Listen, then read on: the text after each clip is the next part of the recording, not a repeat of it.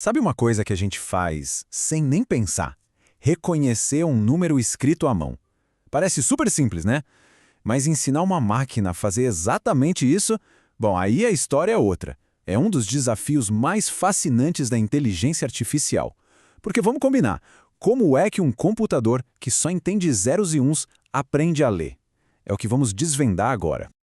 Pois é, a questão central é essa. Como um computador que pensa de forma tão literal, tão binária, consegue entender essa bagunça toda que é a caligrafia de uma pessoa? É só parar para pensar na variedade.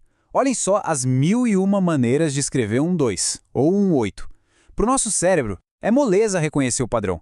Mas para uma máquina, cada pequena variação é um quebra-cabeça completamente novo. E é justamente esse o desafio que a IA precisa vencer. Então, por onde a gente começa?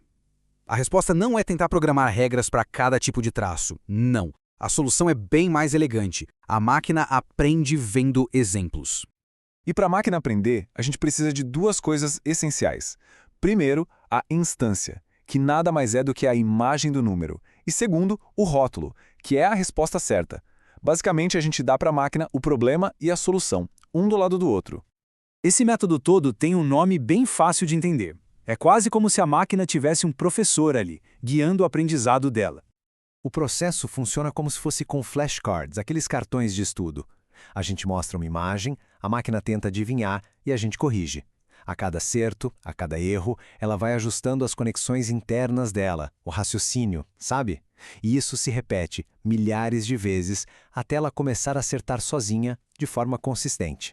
E, claro, esse processo tem um nome técnico: aprendizagem supervisionada. É supervisionada justamente porque a gente fornece os dados já com as respostas corretas, os rótulos.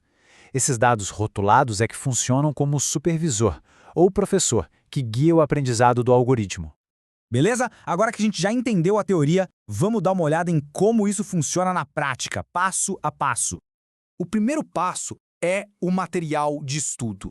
É como dar um livro didático digital para a máquina. A gente precisa de milhares de exemplos, um conjunto de dados gigante com imagens de dígitos escritos à mão, e cada imagem já vem com a resposta certa.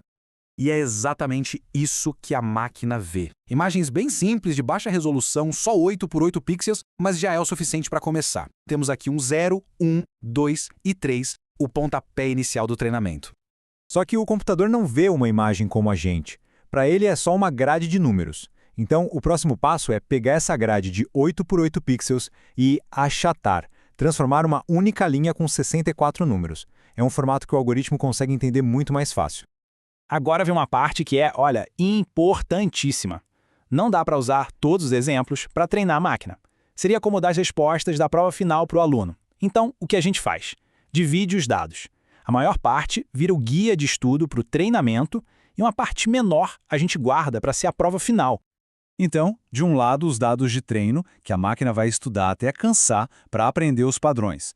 Do outro, os dados de teste, que ela nunca viu antes. Essa separação é fundamental, é o único jeito de ter certeza de que ela aprendeu a generalizar e não simplesmente decorou as respostas. Depois de tanto estudo, chegou a hora da verdade. Vamos ver como o nosso modelo se sai na prova. Agora, a máquina recebe as imagens da prova final e para cada uma delas ela faz uma previsão. Ela olha para a imagem e diz, acho que isso é um 8. Isso aqui parece um 4. E por aí vai, sem ter nenhuma colinha, sem acesso às respostas corretas. A grande pergunta é, e aí, o treinamento funcionou? O quão precisas foram essas previsões? Para avaliar o desempenho, a gente gera uma espécie de boletim técnico, o chamado relatório de classificação. Ele dá uma visão super detalhada de como o modelo se saiu para cada dígito, do 0 ao 9. E o resultado principal está aqui, uma precisão geral de 97%. Isso é impressionante. Significa que, para as imagens que ela nunca tinha visto na vida, a máquina acertou o dígito correto 97% das vezes. O ponto crucial é esse, ela aprendeu de verdade. E para quem gosta de ir mais a fundo, a gente usa algo chamado matriz de confusão. Essa linha diagonal forte mostra todos os acertos. O que está fora da diagonal são os erros. Por exemplo, dá para ver direitinho quantas vezes a máquina confundiu um número com outro. É uma ferramenta fantástica para entender onde o modelo ainda pode melhorar. Reconhecer dígitos é um começo incrível, Mas essa técnica de aprendizagem supervisionada vai muito, muito mais longe. E não existe só um jeito de ensinar, viu? Diferentes algoritmos, os classificadores, resolvem o mesmo problema de formas totalmente diferentes, criando fronteiras de decisão distintas. Não existe um único cérebro de IA, é mais como uma caixa de ferramentas completa com várias abordagens para cada desafio. E as aplicações, gente, são transformadoras. A mesma lógica de dar exemplos com rótulo pode ser usada para completar o que falta numa foto, classificar a opinião de alguém num texto, ajudar no diagnóstico de doenças em exames médicos ou até detectar fraudes financeiras. O princípio é o mesmo, o que muda são os dados. Isso tudo nos leva a uma reflexão final. Ler é uma das habilidades mais básicas e, ao mesmo tempo, mais complexas que a gente tem. Se uma máquina já consegue aprender a fazer isso com tanta precisão só vendo exemplos, fica a pergunta no ar. Qual será a próxima habilidade tão fundamentalmente humana que ela vai dominar?